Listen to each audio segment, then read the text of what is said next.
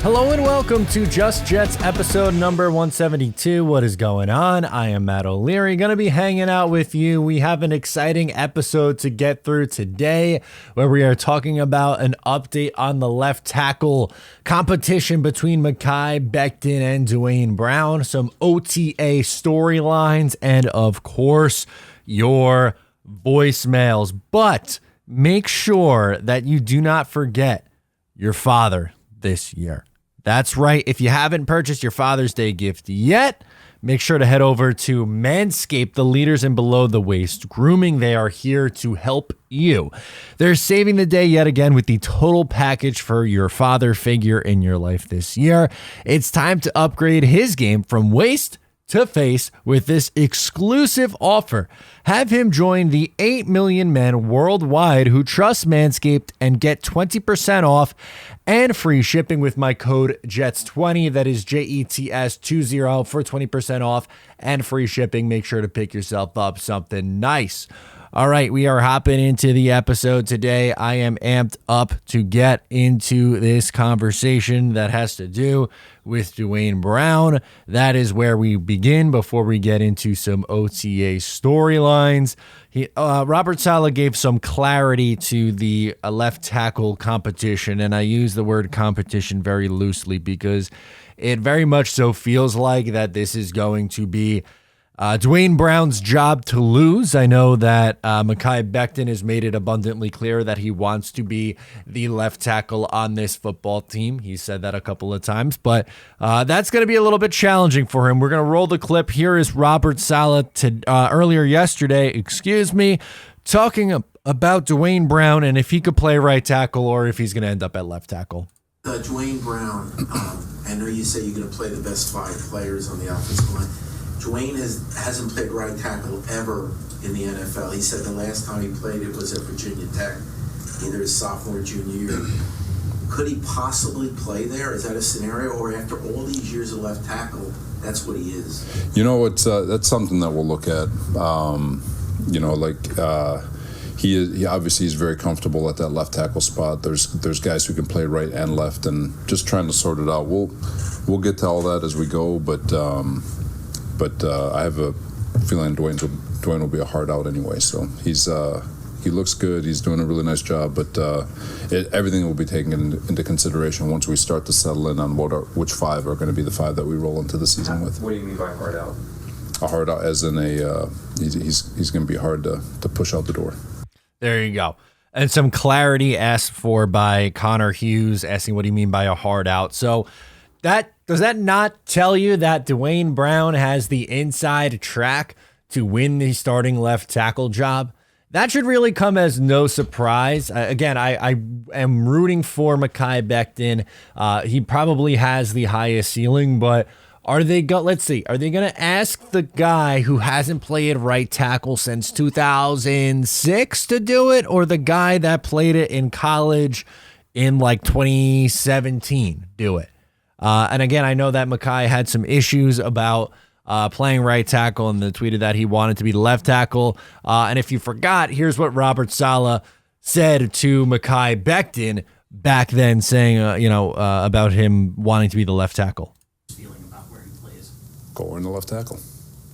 Go earn the left tackle. That's what he said. Now, he is going to have to earn it because Duane Brown, again, as I mentioned, more than likely has the inside track to winning that job. Again, I would find it very, very difficult to believe that they're going to move off of that stance because they've shown time and time again how much they value the veterans there. And the unfortunate reality for Mekhi Becton is he hasn't played at the NFL level in a long time now. He missed essentially all of 2021 with an injury. He got hurt in the first game of the year. He tore his ACL in training camp last year, and now he's working his way back. He's in phenomenal shape, which is obviously a great thing. We love that for him. Are super happy that Mekhi Becton is in shape, but I just don't know how we're going to be able to, sit here and logically say,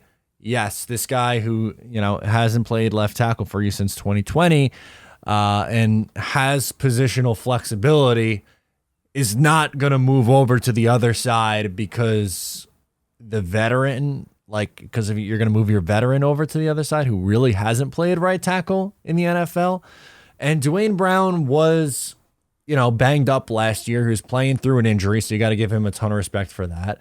I don't think Duane Brown returns if he doesn't believe that he is going to be the left tackle for this team going forward. I mean, sure, there's, a world where it's just Mekhi looks so dominant that they don't have a choice. You cannot, not play him at left tackle. And Duane Brown looks old and slow. But if Brown is, what he was last year, plus maybe a little bit more because of health, him being, fully recovered and healthy, he elected to have the surgery in the offseason and played through injury last year, then I don't really see a world where Mekhi is going to be able to win that job. And then that opens up the question that we've been talking about a lot this offseason. Will Mekhi Becton play right tackle? And they've got themselves some insurance policies. Max Mitchell is there, who's played right tackle and was pretty solid for them. They drafted Carter Warren in the 4th round. You signed Billy Turner, who is familiar with not only Aaron Rodgers, but also Nathaniel Hackett. He followed Hackett from Green Bay to Denver last year. Aaron Rodgers has talked up Billy Turner for his flexibility, being able to play right tackle or guard. And that's, a nice value to have for, somebody who might need to come in and play in a pinch. But if you are looking for your best 5 starting offensive linemen, my guess would be that your tackles would be Brown and Becton. I think those two make the most sense. And it does make more sense for Becton to be playing on that right side because he's actually done it, right? He has actually done it.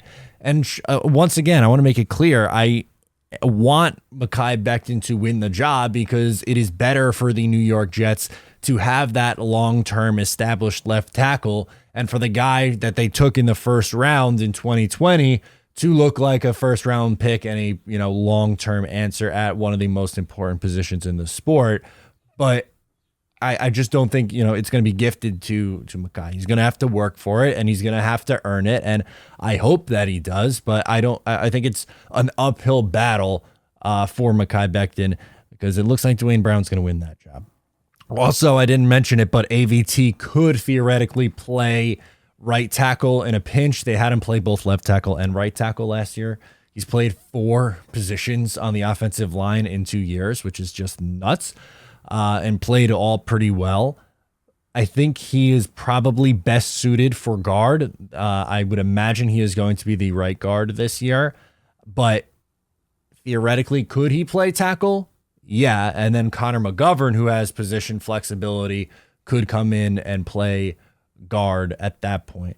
And then Joe Tippmann, your rookie center, could come in and start. So there's a few ways the Jets could do this, but I think if healthy, Becton's going to play because he's part of the best 5, but I just don't think it's going to be in the spot that he wants. And I don't think anyone should be surprised by this. We're going to have a few. Because people is like, there's no way Becton's going to lose the starting left tackle job to Duane Brown. I don't know. I find that very, very difficult to believe because of just, again, how much the New York Jets like their veterans.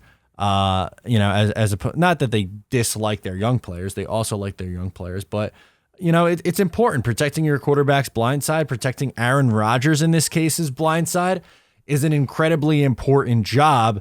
And are you going to want to leave it up to Mekhi, who hasn't played in 3 years? Or 2, I guess, really? I don't know. I think that's a very challenging ask. So that's pretty much the main thing that I wanted to get into there on Becton.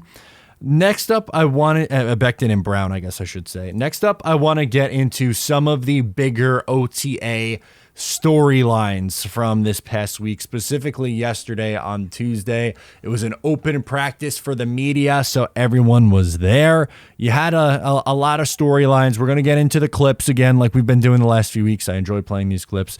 But Rob, the first main takeaway is minicamp being canceled, which it shouldn't be that much of a surprise. Robert Saleh explains why he canceled mandatory minicamp, and it all makes sense.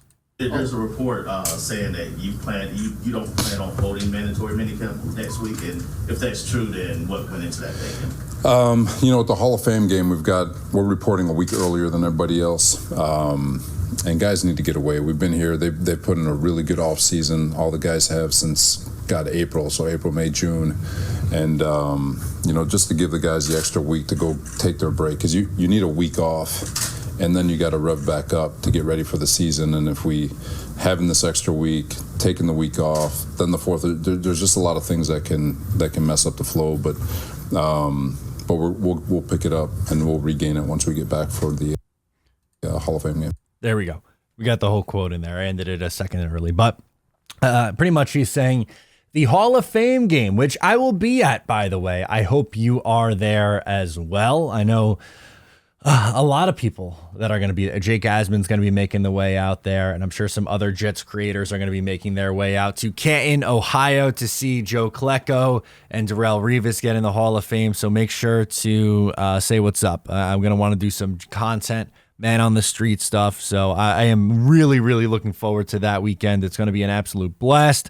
I'll be there in Ohio, but with that comes some extra responsibility for the New York Jets. Now, I'm happy that they are there because they have two guys who are going into the Hall. I'm happy that they're getting this, exposure because it's Jets Browns, and like I said, they're getting that a little bit of an exposure for playing in this game, representing the league, all that stuff. And sure, it's only a preseason game, so you don't put a ton of stock into it, but that adds an extra preseason game to their schedule. So again, it's not really all too surprising for Robert Saleh to go out of his way to help the guys out in that spot because they are coming a week earlier to start their training camp a week earlier.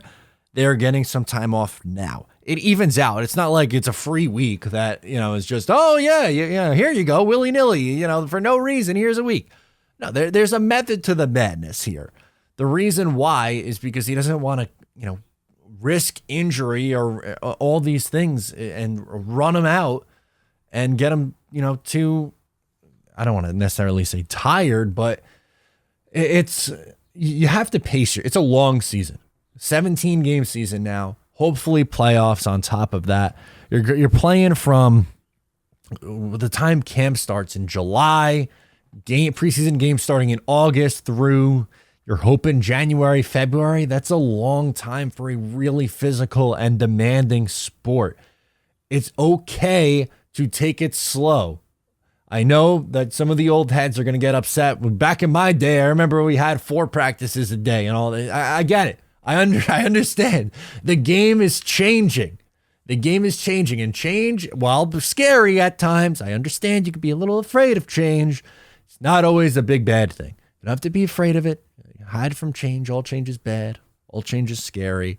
That's the new age NFL. That's the reality. And for a team that has been decimated with injuries, do you not want that extra rest and rehabilitation? This is something that they've struggled with over the last few years. They have gotten more injured, especially on the offensive side of the ball. Feels like more so than every single freaking team in the NFL. But no, I've seen people like, oh, is Robert Saleh being too soft on them? He's coddling him. He's coddling him.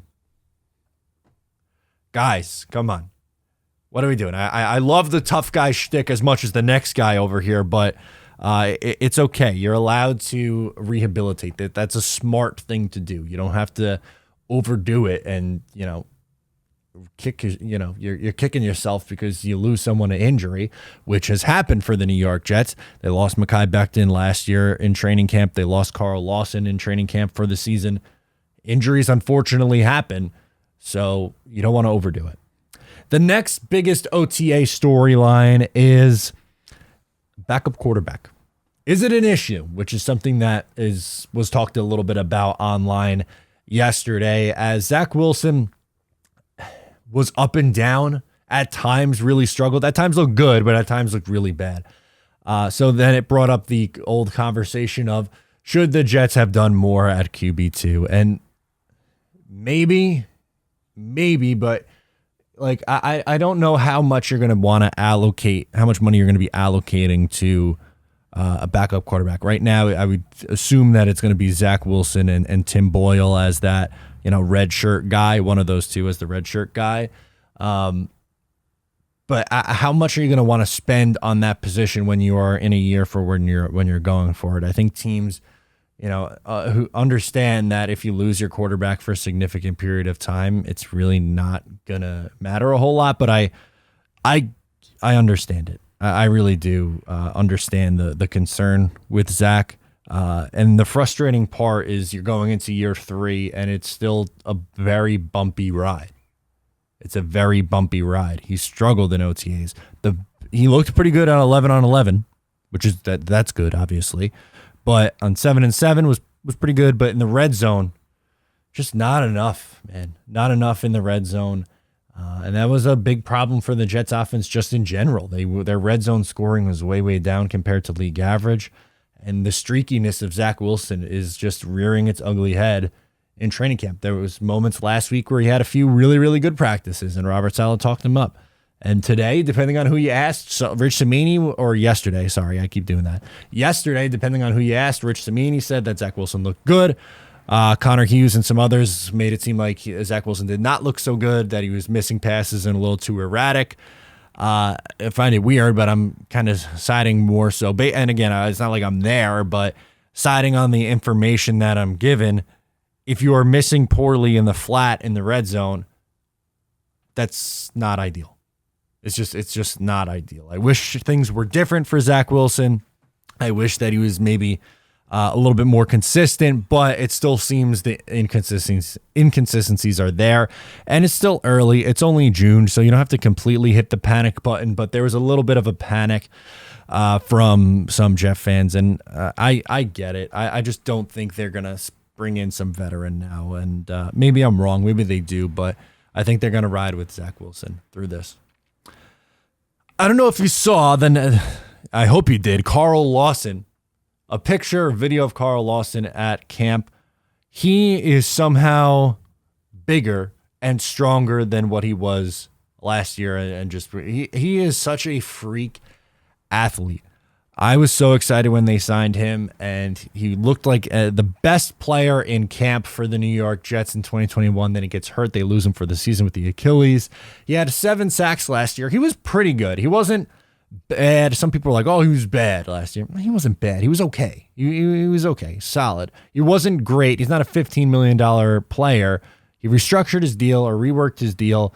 And I think that, he has a chance to really push for double-digit sacks. In fact, he came out and said that that's a goal, and he expects that for himself. It's going to happen, double-digit sacks for him. I hope it does, because, man, that would open a lot of things up. If you have the Carl Lawson you thought you were getting in 2021, Will McDonald, Jermaine Johnson, Bryce Huff rotating around JFM, Quinnen Williams, then that line is really, really scary, and that makes the life of all the rest of the defense so much easier, including that secondary, which is good with Sauce Gardner and DJ Reed and Michael Carter, the second in the slot. But Carl Lawson playing through, I don't know if playing through an injury is the right term, because he was rehabbing after the injury, had to get a second surgery. They didn't necessarily think they were going to get him back until like November. But he not only did he not miss a game for the New York Jets, he didn't miss a practice. The guy, was a warrior. So I give him some kudos. I do think he is better this upcoming year. I am really excited about that. And last, before we get into some voicemails to close out, I am very curious to see when Quinnen William signs, but if you were to ask Robert Saleh, he is incredibly, incredibly confident that it happens. Here's what he had to say about the Quinnen Williams contract negotiations.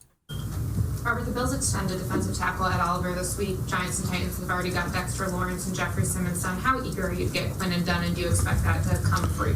Yeah, I speak for everyone. I probably speak for Quinnen in that we all want it to get done sooner rather than later. But I'll let the business guys handle all that stuff. But it's going to get done. He'll be here for camp. He'll be ready to roll. and once he is, he'll be I'm sure he'll be the same guy he was a year ago. So Quinnen Williams' deal is expected to get done before training camp.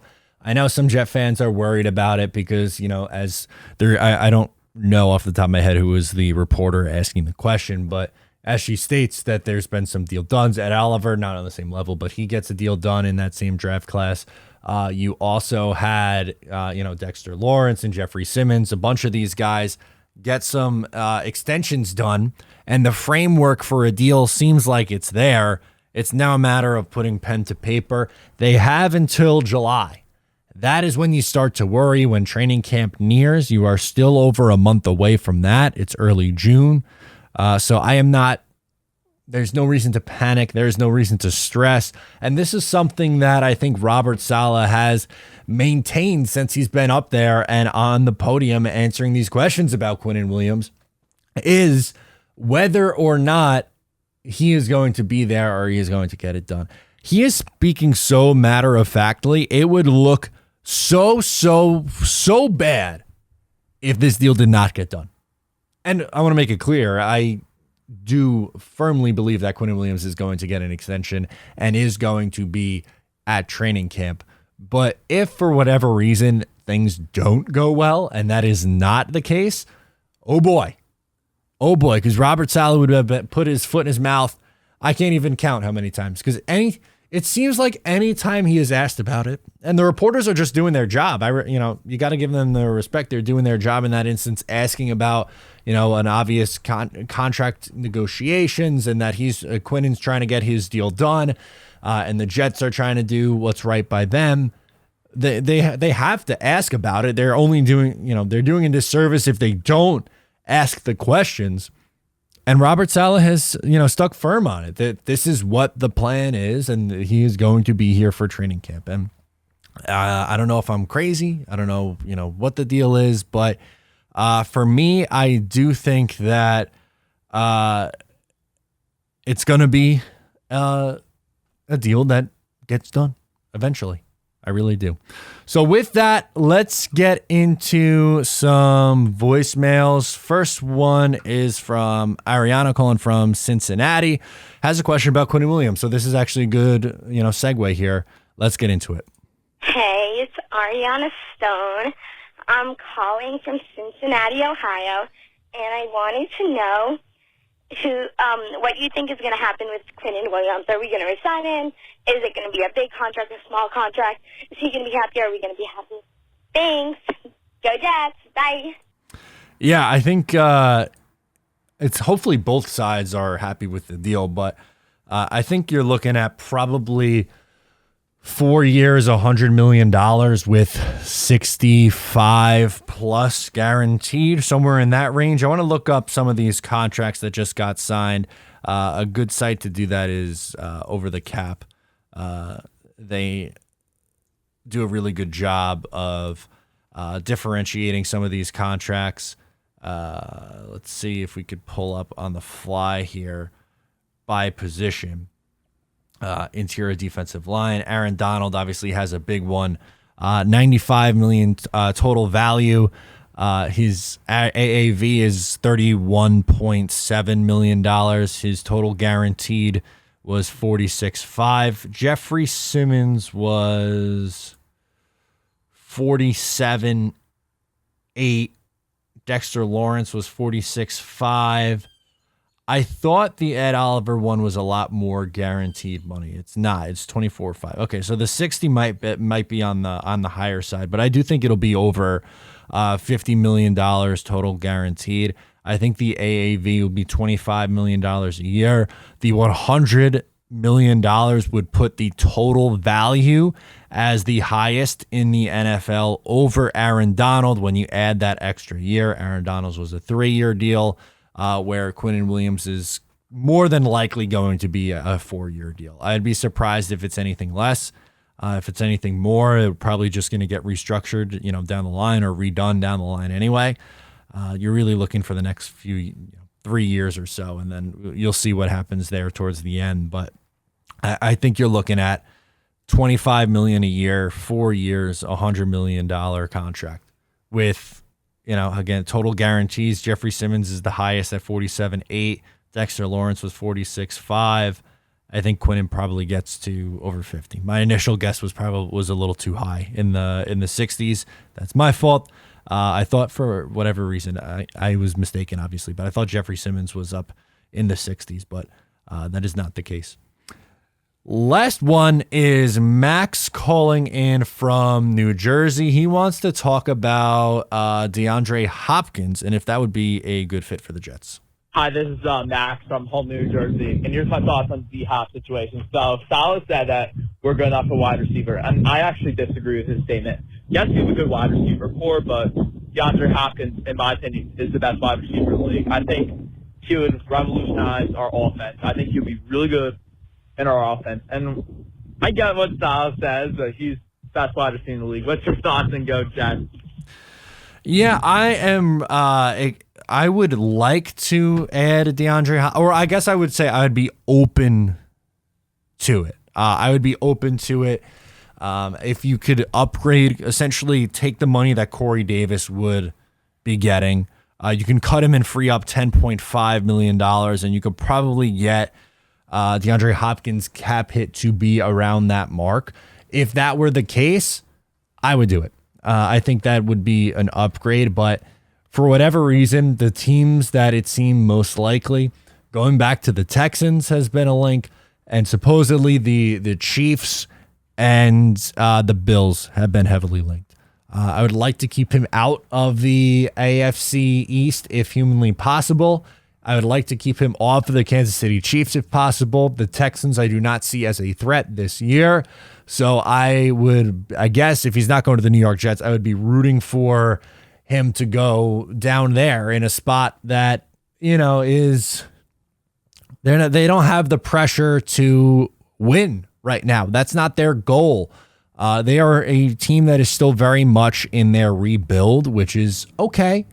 That's completely fine. Everyone's at a little bit of a different point. I'd be open to it, but it goes back to how much the Jets really like and value Corey Davis. They love his blocking ability. Every single time Robert Saleh has the opportunity to talk him up, it feels like he does just that. He talks him up, says he's going to be important to this team. Now, I think he's probably going to end up fourth or fifth in receiving for the Jets this year, depending on how involved Randall Cobb is in this New York Jets offense. But again, it goes back to some regimes and some staffs just have their guys, and Corey Davis feels like their guy, both Joe Douglas and Robert Saleh. And we've seen it. Nathaniel Hackett has stated multiple times that he loves the bigger wide receivers. And that's exactly what Corey Davis is. Maybe there probably is a world where a lot of times the Jets' 3 wide receiver set is going to be Davis, Lazard on the outside with Wilson in the slot. Yes, Wilson could also move to the outside. When that's the case, Randall Cobb and Mecole Hardman could come in and give you something in the slot as well. They have a plethora of options. It's not like they are a super top heavy unit. Yes, Garrett Wilson is far and away the number one, but they have a lot of ways that they could attack you, with their wide receivers. The top 5 wide receivers with Wilson, Lazard, and Corey, and Cobb and Hardman. With the tight ends, you have 3 tight ends who you've got to feel confident about, and Conklin, Uzama, Ruckert's coming on. I'm really hoping to see more of a role for Jeremy this year, and Breece Hall at some point is going to come back. And they drafted Izzy, and you saw some flashes over the last couple of years from Bam Knight and Michael Carter, and you might have something here. And Aaron Rodgers, by the way, distributing the football. So when it comes down to it, I think the Jets do end up having enough on offense. But more of the story, I get it. I do think it would make sense to bring in Hopkins. I just don't think it's very likely. Also, if you haven't noticed, I'm rocking the Talkin' Jets shirt. You can pick up your own Talkin' Jets shirt on talkinjets.com, and also be sure to get in on the group buy. So we are looking at an opportunity for myself, Ryan, Greenbean, all 3 of us to go to a game and to sit as a big group of Jet fans.